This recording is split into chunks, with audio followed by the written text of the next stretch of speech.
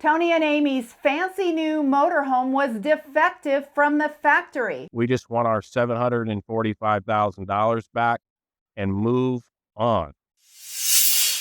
Welcome to the channel. I'm Liz. I get people the help they need when they're stuck in an RV nightmare. That help has included factory repairs, cash settlements, and a boatload of buybacks. This only works because of you standing behind me, liking, subscribing, and sharing, making this channel the force that it is. Today, Amy and Tony share their frustrating experience of buying a new Tiffin motorhome costing over $700,000 and then being set by problems and delays, with Tiffin being seemingly unable to fix it. And I'll have Tiffin's response later in the video. We've owned 3 Tiffins. We've been traveling for almost 3 years. We still do have a home base. We went to a rally in Wyoming and I saw the Zephyr and the color, the motor. I fell in love with it. It's kind of a modern interior. It's a real big upgrade. It is a 2026 Tiffin Zephyr. When we bought it, we immediately did a walkthrough. They brought the slide in and out, and it didn't sound normal, but it's the newer slide that's extra long. We asked about it. He just said it was fine.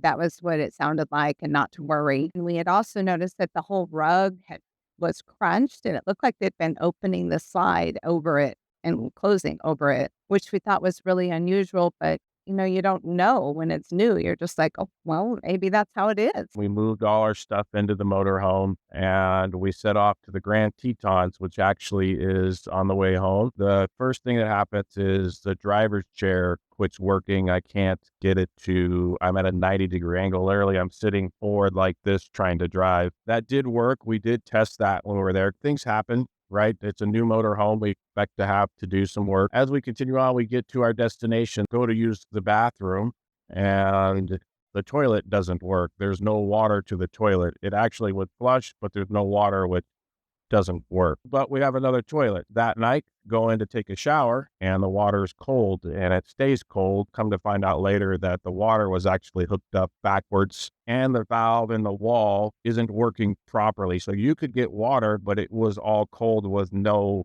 hot. So we are calling Tiffin and saying, hey guys, here's the problem, which was actually a lot more difficult than I thought it would be, buying a Zephyr and thinking that they would be on the ball with it, which they weren't. We continued to call. We decided we need to go back to the dealer because it's not functional. I mean, you can't take a shower. As we go to put the slides in, the bed lift doesn't work. I disconnected the lift so we could get the slide in, because you can't bring the slide in unless the lift works and the bed is up. We call back there. They say, if you're going to go back to the dealer, we will send the lift and we'll send the toilet and all the other items that you need. We said, great, can you send the lift? Because what happened is I had to take the bed apart, and every time we moved, I had to put the mattress in the master bathroom, and it's a pain. It took some serious MacGyver work.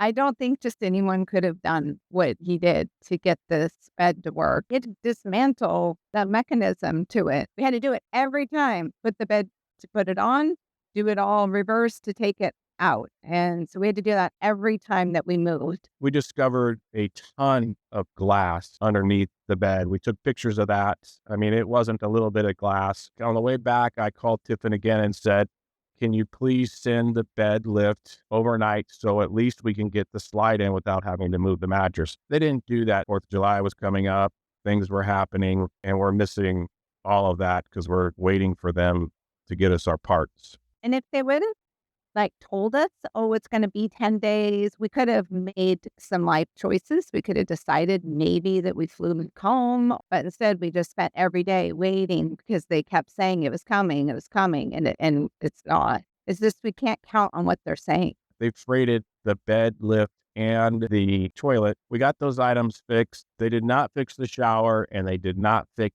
the chair. They didn't know how to fix the chair. They got it to move enough where I was comfortable. One of the reasons they said that they didn't fix the shower was Tiffin sent the wrong parts. They didn't even know what shower parts to send because they're not keeping track of what's in what Zephyr. Then we finally leave Las Vegas, and on the way home, as we're moving the slides in and out, It sounds literally like somebody is breaking 2x4s. It is so loud. It's just crunching noise, which we knew something was really wrong. We got home. I called Tiffin and said, "Hey guys, I have a shower that doesn't work. My slides are making all kinds of noises. My chair doesn't work. We've got broken tile. We've got a mirror outside that's peeling." And I said, "We'll send someone out to you." I'm thinking, great. And that tech's going to come over and fix some of these items so we can at least use the motorhome. The tech shows up, and this is no joke, takes him 3 weeks to get there and says, "What's the problem? Can you tell me what problems you're having?" I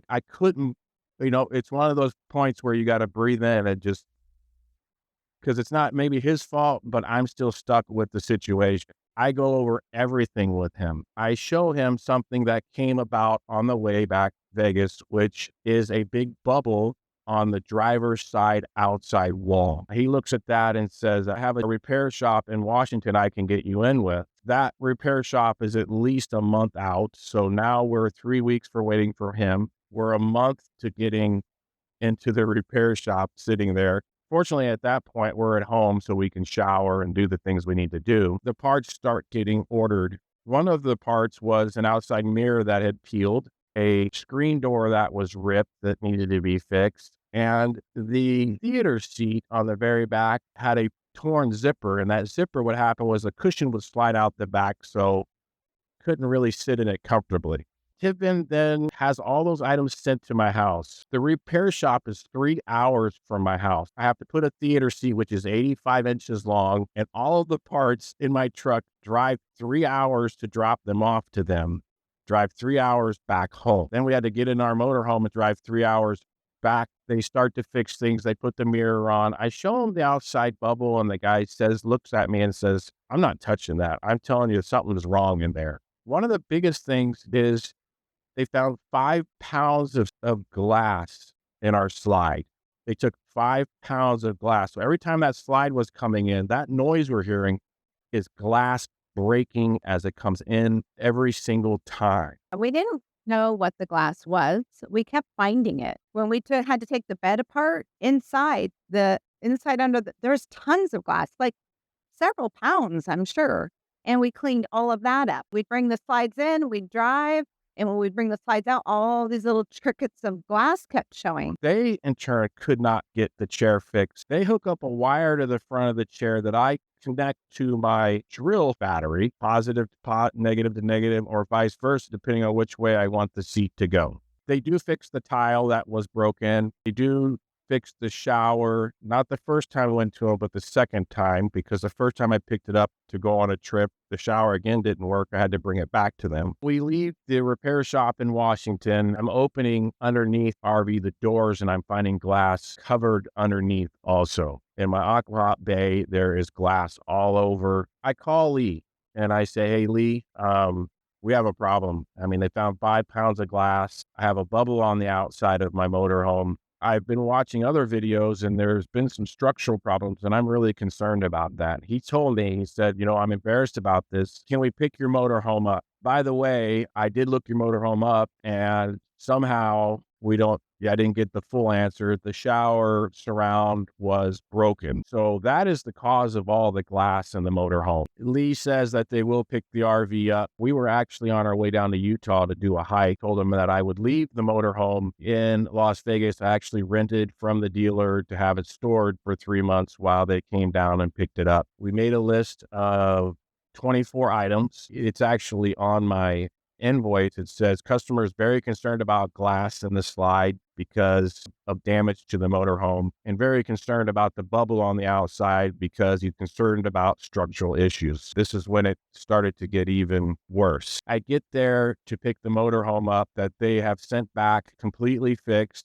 They say they have everything done. And what they did was they actually just cut the fiberglass at an angle to take the bubble out. You could see where they had cut it because it actually had lifted again. I walk into the motorhome and there's glass all over the floor again. I don't know if they ever did clean it out. They say they did. They didn't fix some of the items. There was a recall for the door. When I got it back, the door was no longer locked, so that wasn't broken before it left. Our stairs wouldn't come in. That was something new. And the outside is not fixed. I mean, it actually looks terrible. If you're a regular viewer, then you know that Tiffin Motorhomes is part of the Big Three, and you know that the way to remember the Big Three is WTF, Winnebago, Thor, and Forest River. I have been recommending, if you're shopping new, to avoid the Big Three. If you are shopping for a used RV, you definitely want to replace your mattress. But did you know if you are shopping for a new mattress, those mattresses can be like cardboard? For the last 4 years, I've been sleeping on an RV mattress by Brooklyn Bedding. I used to wake up feeling stiff and sore, and I thought, well, that's just natural because I'm getting older. But ever since I've been sleeping on a Brooklyn Bedding mattress, I wake up refreshed, pain-free, and I feel great. I have the Aurora Luxe, which has a built-in chill pad, and I love it. RV Mattress has free shipping right to your door, is super easy to set up, and it's fun to watch it puff up. They have a 120-night sleep trial and a limited lifetime warranty. If you're interested in an RV mattress by Brooklyn Bedding, just go to rvmattress.com/LizAmazing, put in the coupon code LizAmazing, and you'll save 30%. I then called Tiffin. We're going to try and get this fixed again. Tiffin's driven the motorhome approximately 6,000 miles because they've delivered it to the dealer. They picked it up and they brought it back to the dealer. That's 6,000 miles I can never get back. We head to Red Bay, about 1,800 miles to Red Bay from Vegas. I explained to them on the way that we've been having problems with our batteries. Those batteries keep dying. Those are the Coach batteries. We have a dog, and the batteries are really important. So we set up the AGS system so that when we go out, we can set it where it will come on to keep like the temperature a certain rate. And the batteries were running so low, like within hours, you could watch it go from, 100 to 80, 70, 60. Now we're at Red Bay. We show them all of the problems, meaning the wall, the glass, the batteries, and they start to get to work. The glass, they clean out the slides again. They find more glass in there. I show them pictures since the last time they've cleaned it, the amount of glass we have. And this glass is ruining the floor. It is scraping the floor up as it's come in and out over time. They've taken glass out of the slides 5 times. They fix all of the little things that they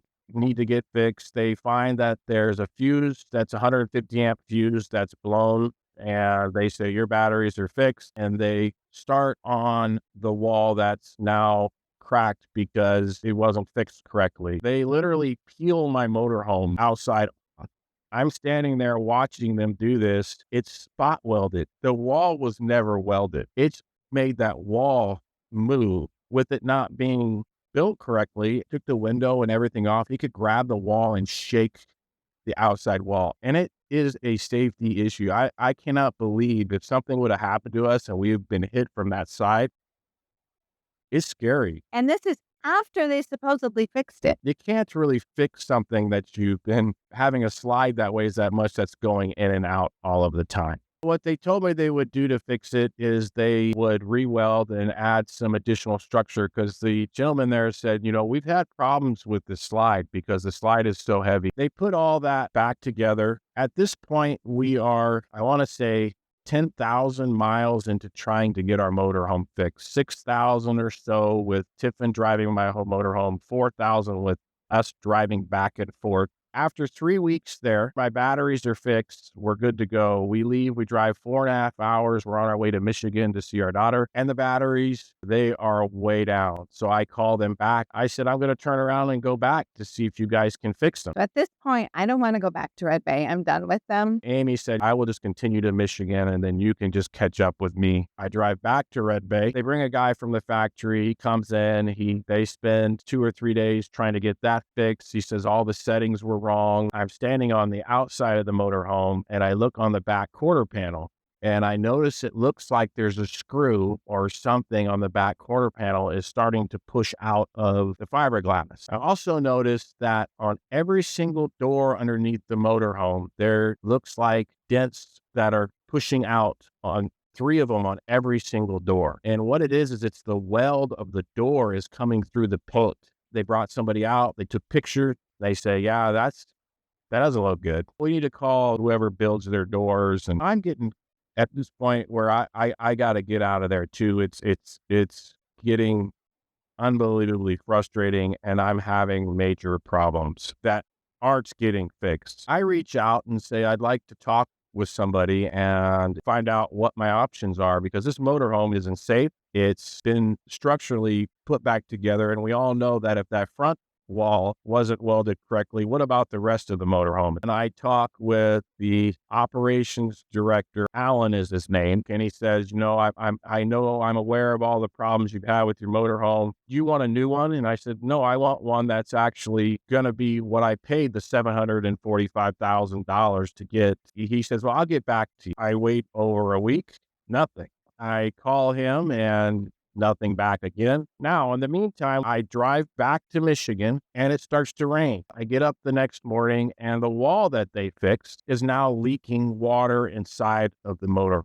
Unbelievable. I get on the phone with Tiffin. They send a tech out. They told me when I had called Tiffin that what the problem was is there's a drain tube that runs from the window underneath, and that keeps the water basically out of the window. And that had to be my problem. Well, come to find out, the tech says they never sealed the top section of the cap up there when they put it back together. And you're missing 2 screws. This is an outside person. He just shakes his head, does what he can to put it back together, put some new screws in it. Finally, I get a call from Alan. He makes me an offer. If you bring $80,000, we'll get you a new motorhome. I said, well, can you explain that? He said, yeah, we're going to give you $580 for yours. We're going to pay $60 and you have to pay $80.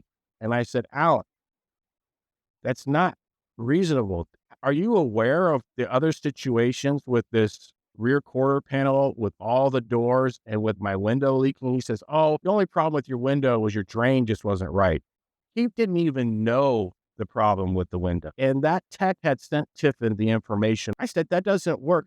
I'm so frustrated at this point that I'm thinking he must not know everything. Somebody must not be informing him, because as you deal with Tiffin, you realize one person doesn't know what the next person is doing. Alan, I'm going to send you some pictures. I'm going to send you the invoice from the tech that came over, and I'd like to have another conversation with you. No response.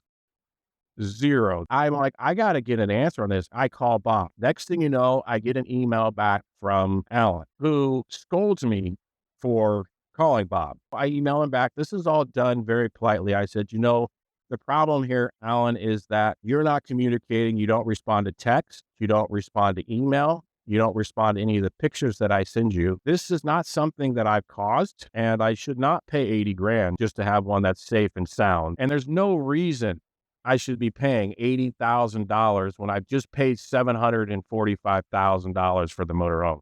It's unacceptable. At this point, we've owned the RV for 11 months. We've spent 14 weeks in the last 11 months in the RV has been in the shop. So 30% of the past year, we haven't even had access to our RV. I received an email back from Alan, and this kind of put the icing on the cake. He said, here are your 2 options. We'll give you $40,000 and you sign a non-disclosure agreement. We talked and we said, that's terrible. Obviously, he has zero interest in mind for us. Or go back to the original offer, which is we bring in $80,000, which is unacceptable. This motorhome has taken so much of our time and has determined where we go, when we go. We spent good money and we just want to get what we paid for. And we haven't at all. It's continuous problems is what we've gotten. We haven't actually ever been able to plan something not around Red Bay. It just seeped into every aspect of our life. I think I'm just really disappointed with the whole experience of trying to enjoy the RV life with Tiffin. Yeah, we're currently on our way back to Red Bay again. This will be the 4th trip to see if they can fix the rear quarter where it looks like a screw or something is coming out. We've actually went through the motorhome, still have more things from last time, but we're just choosing to not have them fixed so we don't have to spend any more time than we have to at Red Bay. The tire pressure sensors never work right. I could tell you so many things about this Tiffin that aren't probably going to make the video. Their Vega system doesn't work like they advertise it. Their batteries don't charge. I mean, they have other things we're just letting go, We have a motorhome that has structural issues, that has glass in the slides, that has a problem on the rear, a problem with all the doors. We want a buyback. We just want to be done with this. We just want our $745,000 back and move on. Where we left off, Amy and Tony were on their way to Red Bay yet again, this time to get that screw fixed that was protruding through the fiberglass. Well, they got that fixed and they headed to their destination just 3 hours away. When they arrived, they found 80% of the RV systems, the controls were unresponsive. The system failure included the spider system, the slides, the air conditioning, the lights, and more. Nothing worked. Because the RV was unlivable, Amy and Tony had to vacate their RV. They moved into a hotel and Tiffin came and picked up the RV.